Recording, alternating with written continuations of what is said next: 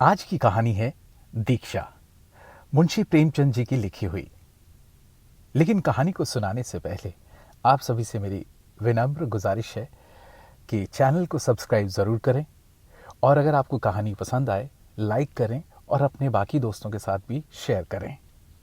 अब कहानी दीक्षा। जब मैं स्कूल में पढ़ता था, गेंद खेलता था और अध्यापक महोदयों की मार खाता था, अर्थात तब मेरी किशोर अवस्था थी। ना तो ज्ञान का उदय हुआ था और ना ही बुद्धि का विकास। उस समय मैं नशा निवारणी सभा का सदस्य था। रोज उसके जलसों में शरीक होता, उसके लिए चंदा वसूल करता। इतना ही नहीं, व्रतधारी भी था और इस व्रत के पालन का अटल प्रण भी कर चुका था। प्रधान महोदय ने मेरी दीक्षा लेते समय जब पूछा, तुम्हें विश्वास है कि तुम जीवन पर्यंत इस व्रत पर अटल रहोगे? तो मैंने पूरे विश्वास से उत्तर दिया, हां, मुझे पूरा विश्वास है महाराज।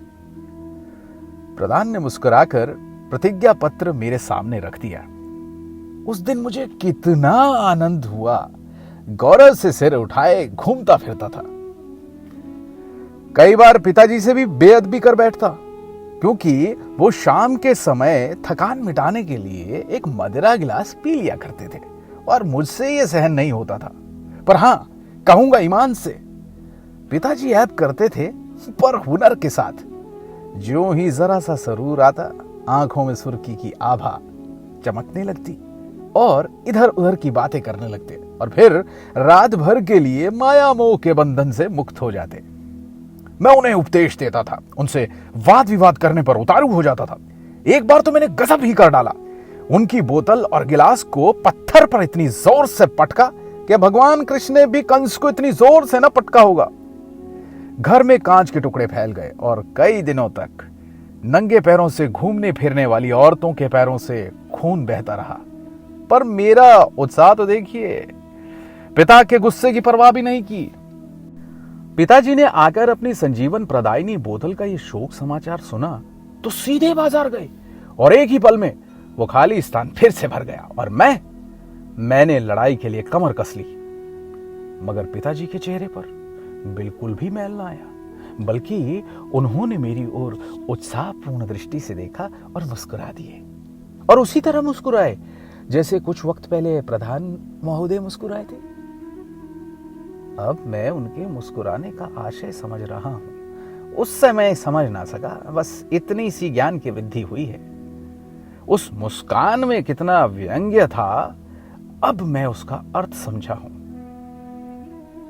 जब मैं कॉलेज में गया तो कॉलेज में अपने व्रत पर अड़ा रहा। मेरे कितने ही दोस्त इतने संयमशील न थे और मैं अच्छे चरित्र का समझा जाता था। पर क्या करें, कभी कभी बुद्धू बना दिया जाता। कोई मुल्ला की पदवी देता, कोई कैसे मजाक उड़ाता और दोस्त व्यंग्य भाव में कहते, अरे यार अफसोस यार, तूने पी ही नहीं।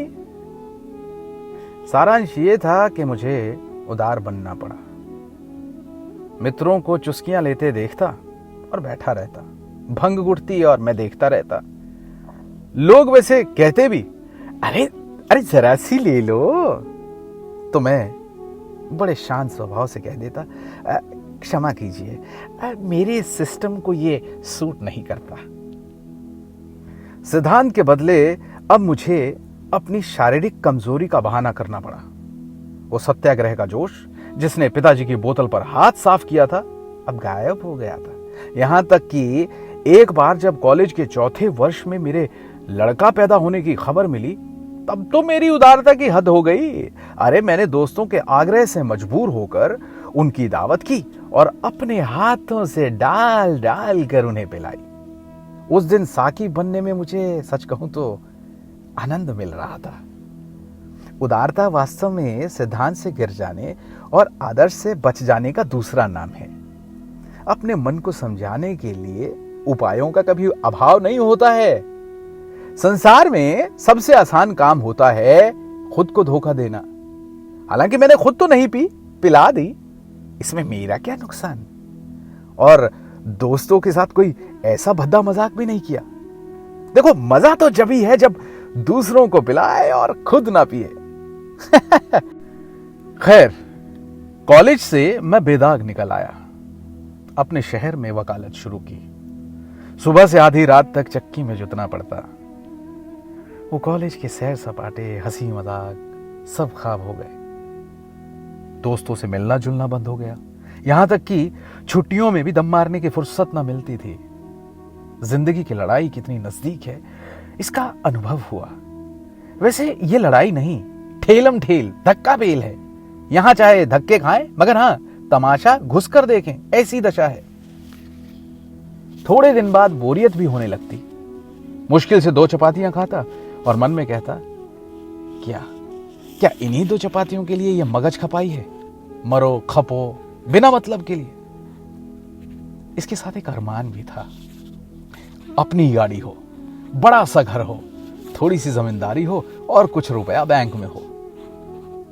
पर ये सब हुआ भी तो क्या? संतान उनका सुख भोगेगी, मैं तो बेकार में मरा ना, मैं तो खजाने का सांप ही रहा। नहीं, ये नहीं हो सकता भाई। मैं दूसरों के लिए प्राण नहीं दूंगा, अपनी मेहनत का खुद मजा चखूंगा। क्या करूं? कहीं सैर करने चलूं? नहीं, सारे ग्राहक तितर बितर हो जाएंगे और मैं इतना बड़ा वकील भी नहीं हूं कि मेरे बिना काम ही ना चले। फिर क्या रोज थिएटर जाया करूं? फिजूल है। कहीं 2 बजे रात को सोना नसीब होगा, बिना मौत मर जाऊंगा। आखिर मेरे हम पेशा, मेरे पेशे वाले और भी तो हैं। वो क्या करते हैं यार? जब उन्हें देखो बराबर खुश और मस्त देखता हूं। ऐसा लगता है कि उन्हें कोई चिंता ही नहीं है। स्वार्थ सेवा अंग्रेजी शिक्षा का प्राण है। पूर्व यानी ईस्ट में संतान के लिए, यश के लिए, धर्म के लिए मरता है। मैंने सोचना शुरू किया कि इतने दिनों की तपस्या से मुझे मिल क्या गया। दिन भर छाती फाड़ कर काम करता हूं, आधी रात को मुंह ढांप कर सोता रहता हूं। ये भी कोई जिंदगी है? कोई सुख नहीं, मनोरंजन का कोई सामान नहीं। बस दिन भर काम करने के बाद टेनिस क्या मैं खा के लूंगा?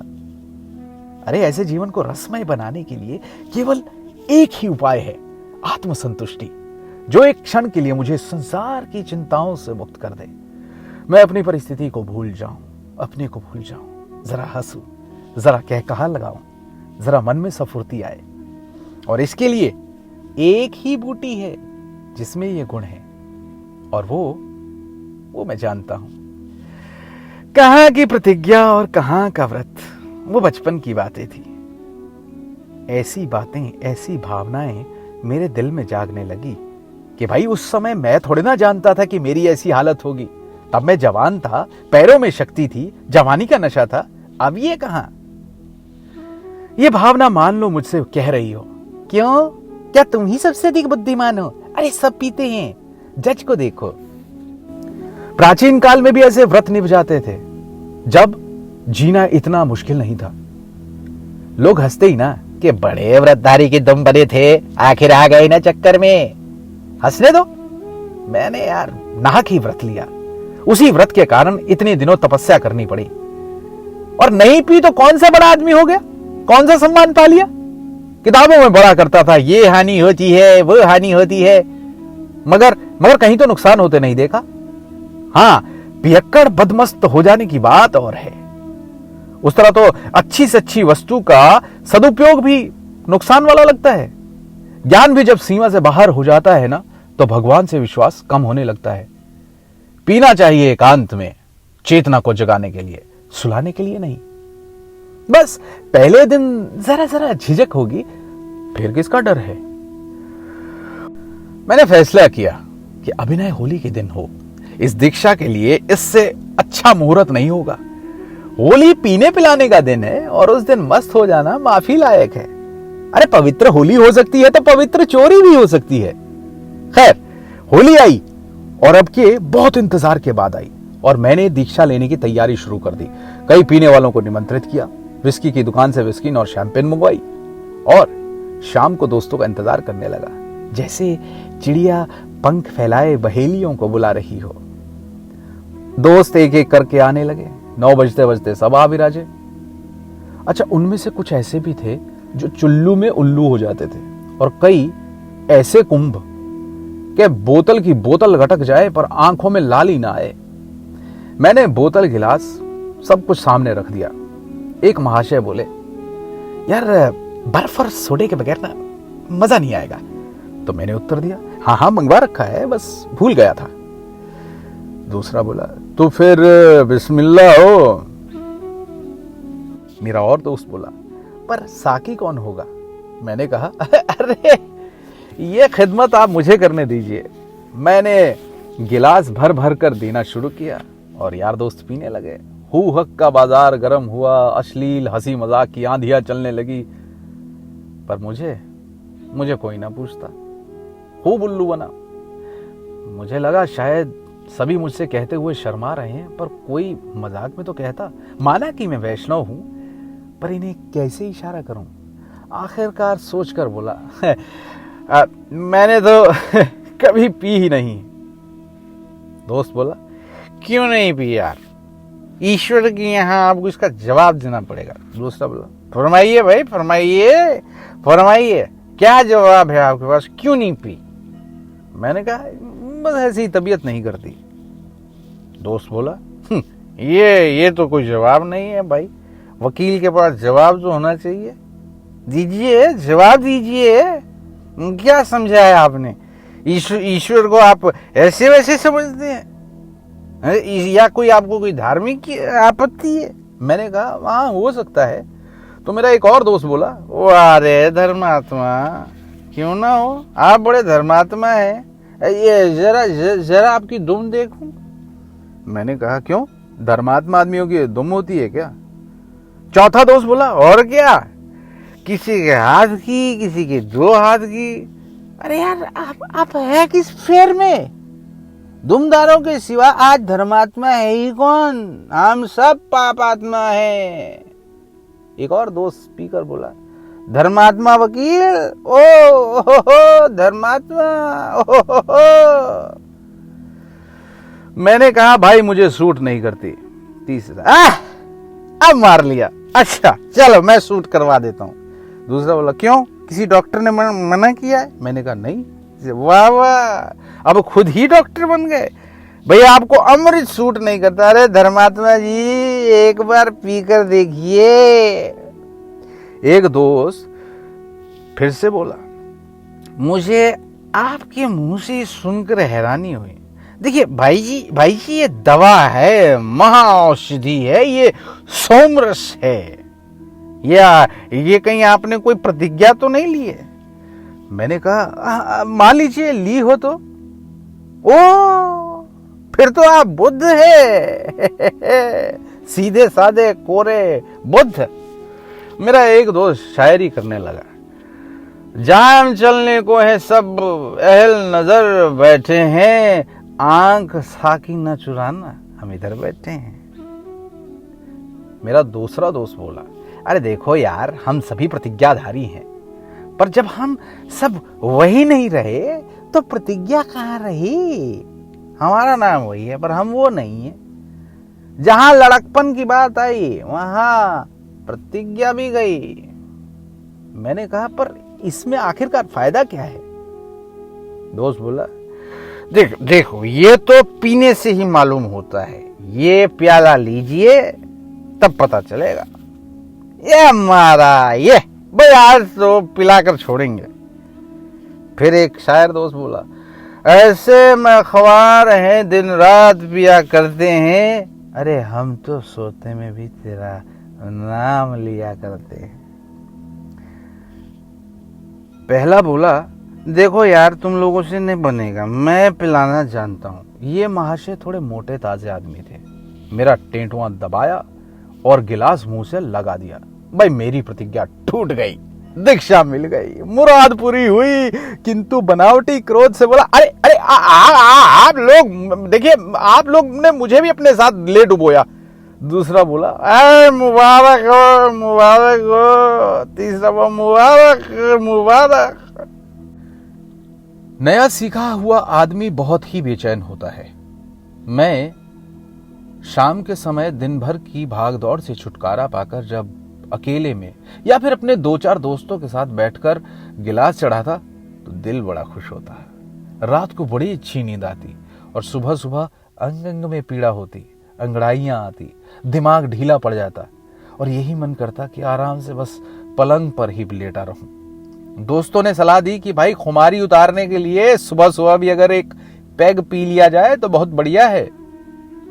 मेरे मन में ये बात बैठ गई। मुंह हाथ धोकर पहले शाम किया करता था, अब मुंह हाथ धोकर चट अपने कमरे के एकांत में बोतल लेकर बैठ जाता हूं। मैं इतना जानता हूं कि नशीली चीजों का चस्का बुरा होता है। आदमी धीरे धीरे उनका दास हो जाता है, यहां तक कि वो उनके बगैर कुछ काम कर ही नहीं सकता। लेकिन ये सब जानते हुए भी मैं उनके अधीन हो गया था। यहां तक नौबत आ पहुंची थी कि नशे के बिना मैं कुछ काम कर ही नहीं सकता था। जिस मजे के लिए मैंने इसे मुंह लगाया था, साल भर में ही वो मेरे लिए पानी और सांस लेने जैसी ज्यादा जरूरी हो गई थी। अगर कभी कभी किसी मुकदमे में बहस करते करते देर हो जाती तो ऐसी थकावट चढ़ती मानो मैं मंजिलों चलकर आया हूं। उस दशा में घर आता तो बिना बात के ही झुंझलाता, कभी नौकर को डांटता, कहीं बच्चों को पीटता और कभी कभी अपनी बीवी पे गर्म होता। ये सब कुछ था, पर मैं उन शराबियों की तरह नहीं था जो अनाप शनाप बकते थे, हल्ला मचाते थे, और ना ही मेरी सेहत पर शराब सेवन का कोई बुरा असर नजर आता था। बरसात के दिन थे, नदी नालों का पानी बढ़ा हुआ था और साहब लोग बरसात में भी दौरे करते थे क्योंकि उन्हें अपने भत्ते से मतलब होता था। जनता को कितना कष्ट होता है इससे उन्हें कोई सरोकार नहीं। ऐसे ही एक मुकदमे के दौरे पर मैं गया और मुझे उम्मीद थी कि शाम तक लौट आऊंगा, मगर जैसे मैंने बताया कि नदियों का पानी बढ़ा हुआ था, मुझे 10 बजे पहुंचना था और मैं पहुंचा शाम को। साहब लोग मेरी प्रतीक्षा कर रहे थे। मुकदमा पेश हुआ, लेकिन बहस खत्म होते होते रात के 9 बज गए। अब मैं अपनी हालत का क्या कहूं। दिल कर रहा था कि ये साहब को नोच खाऊं, और कभी कभी अपने प्रतिपक्षी वकील की दाढ़ी नोचने का मन करता था जिसने बिना मतलब के बहस को इतना बढ़ाया। और कभी कभी जी चाहता यार अपना ही सिर पीट लूं। मुझे सोचना चाहिए था कि भाई आज रात को देर हो गई तो अब ये साहब मेरा गुलाम तो है नहीं जो मेरी इच्छा पूरी करे। क्या बताऊं, ना खड़े रहा जाता ना बैठे। छोटे मोटे शराबी मेरी दुर्दशा की कल्पना भी नहीं कर सकते। खैर, 9 बजते बजते मुकदमा समाप्त हुआ। अब मैं जाऊंगा। बरसात की रात, कोसों तक आबादी का पता नहीं, और घर लौटना तो बहुत मुश्किल था। आसपास कोई ऐसा गांव भी नहीं जहां पर वो संजीवनी मिल सके, और गांव हो भी तो वहां जाए कौन। मैं वकील हूं, कोई थानेदार नहीं कि किसी को भी बेगार में भेज दूं। बड़ी मुसीबत में पड़ा था। ग्राहक चले गए, दर्शक चले गए, बेगार चले गए, और मेरा प्रतिपक्षी मुसलमान चपड़ासी के दस्तरखान के शरीक होकर डाक बंगले के बरामदे में पड़ा रहा। पर मैं क्या करूं, और मेरा तो बुरा हाल हो रहा था, और टाट पर बैठा मैं अपनी किस्मत को रो रहा था। ना नींद आ रही थी और ना ही मैं इस कष्ट को भुला पा रहा था, बल्कि गुस्सा बहुत था कि वो जो दूसरा वकील है वो कितनी मीठी नींद सो रहा है, मानो ससुराल में किसी बड़े सेज पर सो रहा है। और यहां मेरा इतना बुरा हाल था। उधर डाक बंगले में साहब बहादुर के गिलास पर गिलास चल रहे थे। शराब के ढालने की जो मीठी आवाज मेरे कानों में आकर मेरे दिल को बेचैन कर रही थी, मुझसे बैठा नहीं जा रहा था। धीरे धीरे मैं खिड़की के पास जाकर झांकने लगा। क्या दृश्य था। बड़े सुंदर से गिलास, उसमें बर्फ और सोडा वाटर। मुंह में पानी आ गया। मतलब उस समय अगर कोई मेरी तस्वीर खींचता तो लालच का वो चित्रण उसको इनाम जरूर दिलवा देता। मैं वहां तब तक खड़ा रहा जब तक साहब का खाना खत्म नहीं हो गया। अपना मन चाहा खाना खाने के बाद और शराब पीने के बाद उसने खान सामे को मेज साफ करने के लिए बुलाया। खान सामा वहीं मेज के नीचे बैठा ऊँग रहा था। उठा और प्लेट लेकर बाहर निकला और मुझे देखकर चौंक पड़ा। मैंने शीघ्र ही उसे आश्वासन दिया, डरो मत, मैं हूं, खानसामे ने चकित होकर कहा, अरे आप हैं वकील साहब? क्या हुजूर यहाँ खड़े थे? मैंने कहा हाँ, जरा देख रहा था कि ये सब कैसे खाते पीते हैं। बड़ी शराब पीता है यार साहब। खानसामे ने कहा, अरे पूछिए मत, 2 बोतल दिन रात में साफ कर डालता है, 20 रुपए रोज की शराब पीता है, और दौरे पे चलता है तो 4 दर्जन बोतलों से कम साथ नहीं रखता। मैंने कहा, अब मुझे तो कुछ आदत है, बस आज नहीं मिली। खानसामे ने कहा, ओह, तब तो आपको बड़ी तकलीफ हो रही होगी। मैंने कहा हाँ, पर क्या करूं, यहाँ कोई दुकान भी नहीं है यार। समझता था जल्दी से मुकदमा खत्म हो जाएगा, घर लौट जाऊंगा, इसीलिए कोई सामान साथ ही नहीं लाया। खानसामे ने कहा, देखिए मुझे तो अफीम की आदत है, एक दिन ना मिले तो बावला हो जाता हूं। अमल वाले को कुछ ना मिले, अमल मिल जाए तो उसे कोई फिक्र नहीं, खाना भले ही चाहे 3 दिन बाद मिले। मैंने कहा, भाई मेरा भी वही हाल है, वही भुगत रहा हूं। ऐसा मालूम होता है जैसे बदन में मतलब जान ही नहीं रही। अरे तो हुजूर कम से कम एक बोतल साथ रख लेते, अरे जेब में डाल लेते। मैंने कहा, अरे इतनी ही तो भूल हो गई मेरे भाई, नहीं तो रोना काहे का था। खानसामे ने कहा, ओहो हो, अब तो आपको नींद भी नहीं आएगी, बेचैनी होएगी।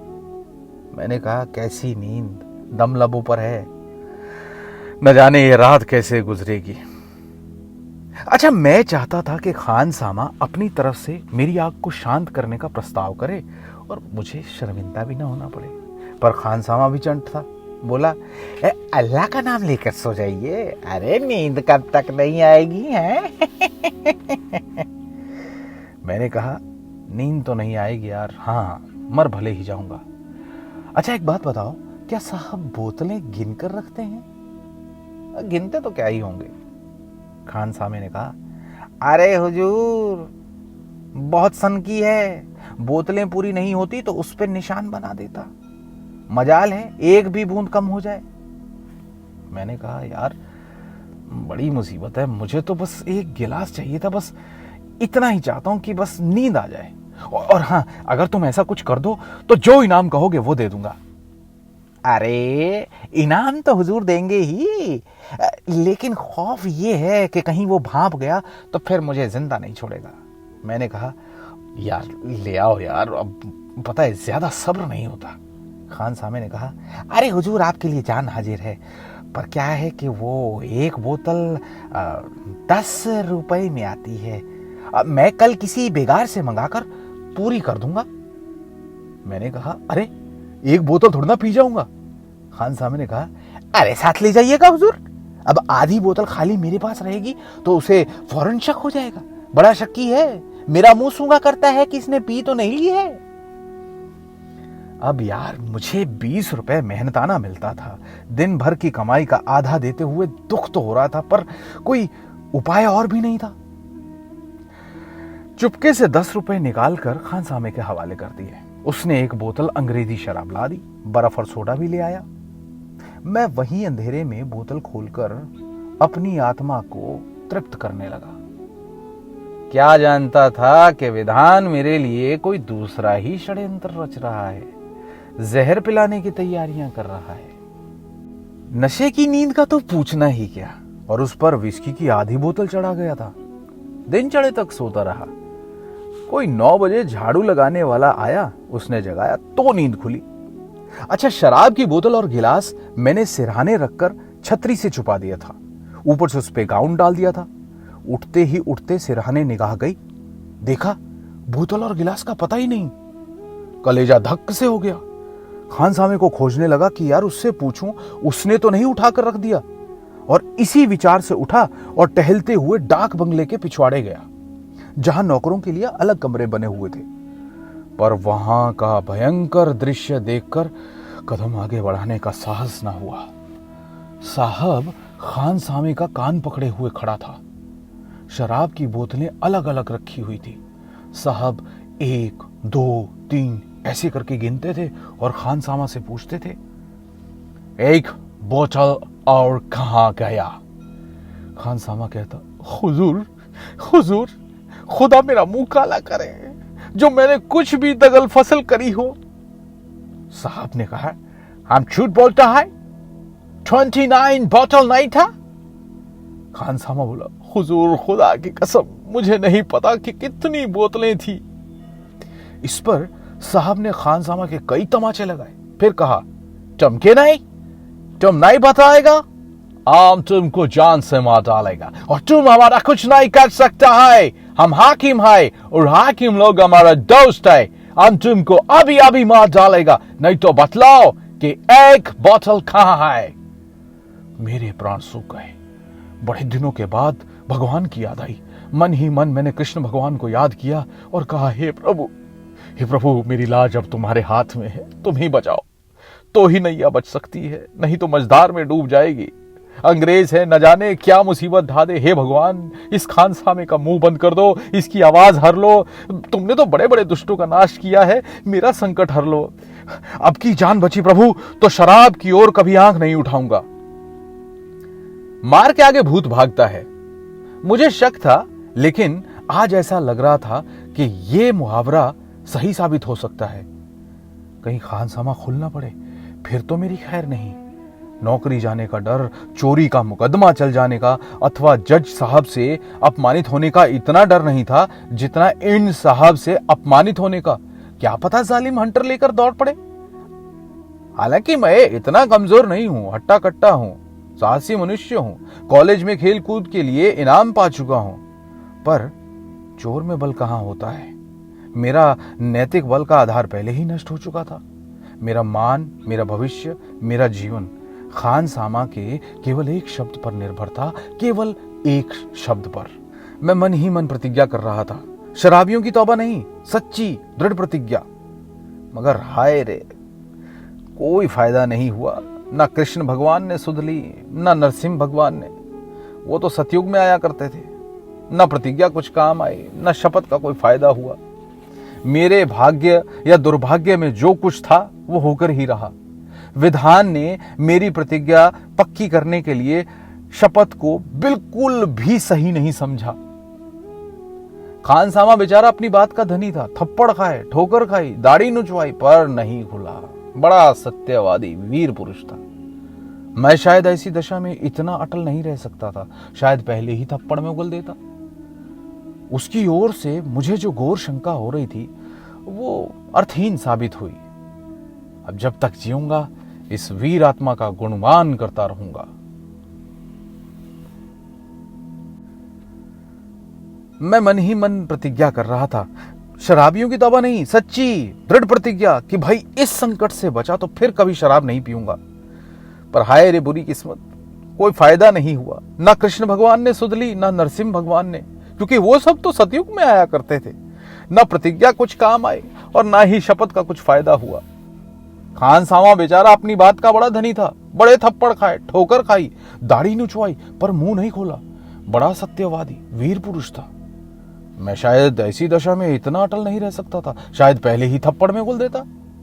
उसकी ओर से मुझे जो शंका हो रही थी वो अर्थहीन साबित हुई। जब तक जीऊंगा इस वीर आत्मा का गुणगान करता रहूंगा। मैं मन ही मन प्रतिज्ञा कर रहा था, शराबियों की तौबा नहीं, सच्ची दृढ़ प्रतिज्ञा कि इस संकट से बचा तो फिर कभी शराब नहीं पीऊंगा। पर हाय रे मेरी किस्मत, कोई फायदा नहीं हुआ। ना कृष्ण भगवान ने सुध ली, ना ही नरसिंह भगवान ने। वो सब तो सतयुग में आया करते थे। ना प्रतिज्ञा काम आई, ना शपथ का कुछ असर हुआ। और खानसामा बेचारा, वो अपनी बात का धनी था। थप्पड़ खाए, ठोकर खाई, दाढ़ी नुचवाई, पर शब्द नहीं खुले। बड़ा सत्यवादी वीर पुरुष था। मैं शायद ऐसी दशा में इतना अटल नहीं रह सकता था, शायद पहले ही थप्पड़ में उगल देता। उसकी ओर से मुझे जो घोर शंका हो रही थी वो अर्थहीन साबित हुई। अब जब तक जीऊंगा इस वीर आत्मा का गुणगान करता रहूंगा। पर मेरे ऊपर तो दूसरा वज्रपात हुआ। खानसामे पर जब मार का कुछ असर ना हुआ तो साहब उसके कान पकड़े हुए डाक बंगले की तरफ चले। मैं उन्हें आते देख चटपट सामने बरामदे में आ बैठा और ऐसा मुंह बना लिया जैसे कुछ मैं जानता ही नहीं। साहब ने खानसामे को लाकर मेरे सामने खड़ा कर दिया। मैं भी उठकर खड़ा हो गया। उस समय यदि कोई मेरा दिल चीरता तो खून की एक बूंद न निकलती। साहब ने मुझसे पूछा, वेल वकील साहब, तुम शराब पीता है? मैं इनकार नहीं कर सका। तुमने रात को शराब पी थी?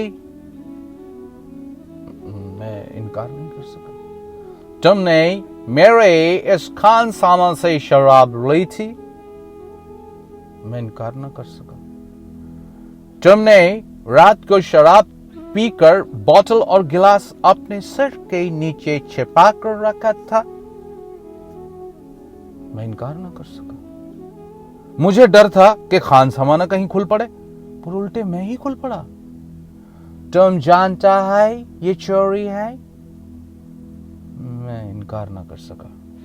हम तुमको निकाल सकता है, तुम्हारा नौकरी छीन सकता है, तुमको जेल भेज सकता है। सच बात थी।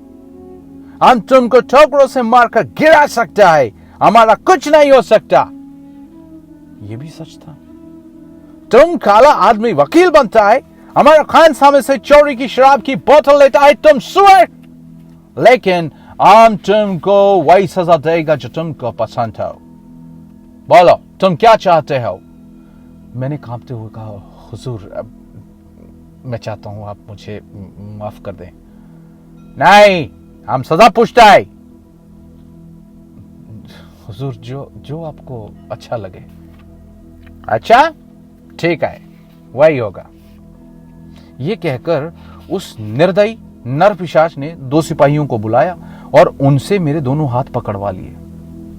मैं मौन धारण किए हुए इस तरह सिर झुकाए खड़ा रहा जैसे कोई लड़का अध्यापक के सामने डंडा खाने को खड़ा होता है। इसने मुझे क्या दंड देने का सोचा है?